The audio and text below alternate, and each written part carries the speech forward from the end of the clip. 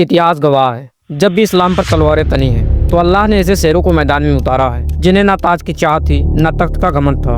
उनका बस एक ही मकसद था, अल्लाह की रजा। आज हम बात करेंगे ऐसे ही उन 5 मुजाहिदीन की जिन्हें इतिहास ने तो भुला दिया मगर उनकी रगों में जिहाद का जज्बा बहता था। इस लिस्ट में नंबर 1 पर आते हैं नूरुद्दीन जंगी। सलाहुद्दीन से पहले जो ख्वाब देखा गया वही ख्वाब आज़ादी में बदला। इन्हीं के हुक्म पर पहली बार कुद्स की आज़ादी के लिए जोहद शुरू हुआ और सलाहुद्दीन अय्यूबी को तैयार किया गया। मदीना शरीफ में 2 ईसाई बेस बदले काफिर हज़रत मोहम्मद मुस्तफ़ा सल्लल्लाहु अलैहि वसल्लम की कब्र खोदने आए थे। नूरुद्दीन जंगी ने उन्हें रोकने के लिए रातों को रो रो कर अल्लाह से दुआ मांगी और फिर उन्हें अल्लाह ने ख्वाब में पूरा प्लान दिखाया। उनके बारे में कहा जाता है कि उनकी नमाजें रोती थी और उनकी तलवारें बोलती थी। नंबर 2 याजिद बिन मुहल्लब, जिसने फारस की सल्तनत को इस्लामी झंडे तले झुका दिया था। उनकी फौज इतनी बहादुर थी कि फारसी फौजें जंग से पहले ही मास रिट्रीट कर जाती थी। उनकी जिंदगी में कई बार जेल, सियासी साजिशें और बगावतें आईं मगर जिहाद से वो पीछे कभी नहीं हटे। कहा जाता है जब याजिद घोड़े पर चढ़ता था तो दुश्मनों को लगता था कि खुद मौत सामने आ रही है। नंबर 3 पर आते हैं सैफ अद-दौला हमदानी। ये बाइजेंटाइन की नींद उड़ाने वाला मुजाहिद शहजादा था जिसने 10 सालों में 40 से ज्यादा जिहादी अभियानों की क़यादत की थी। हर बार खुद अगली सफ में लड़ते थे, एक हाथ में तलवार तो दूसरी हाथ में किताब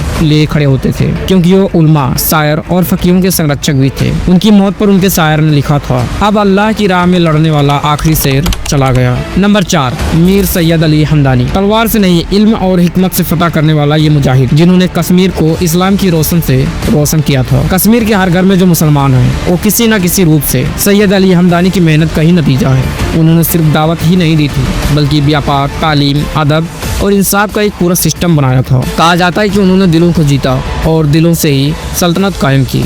इस लिस्ट में जो नंबर 5 पर आते हैं उन्हें आप आधी दुनिया से ज्यादा लोग जानते हैं। इन्होंने छोटे से कबीले से ऐसी सल्तनत बनाई जो 600 सालों तक दुनिया पर राज करती रही। उस्मान गाजी की फौज में शामिल हर मुजाहिद को जंग से पहले कुरान की तिलावत और तवक्कुल सिखाया जाता था। उनके हाथों से उस्मानी सल्तनत का झंडा उठाया गया और आने वाली नस्लों में महमूद दोयम, सुलेमान द ग्रेट और अब्दुल हमीद दोयम जैसे शासक पैदा हुए। उनका नारा था, हम तलवार चलाते हैं ताकि इंसाफ कायम रहे। ये वो नाम है जिनकी बदौलत आज हम शान से ला इलाहा इल्लल्लाह कह पाते हैं। ये वो गुमनाम शेर है जिनकी दुआओं और कुर्बानियों ने इस्लाम को जिंदा रखा। अगर आज का नौजवान अपने असल हीरोज को पहचान ले तो उसे रोल मॉडल ढूंढने के लिए किसी पर्दे के हीरो की जरूरत नहीं पड़ेगी। अगर ये वीडियो आपके दिल को छू गया तो इसे इतना फैलाओ कि उम्मत का हर बेटा फिर से अपने दीन पर नाच करना सीख ले।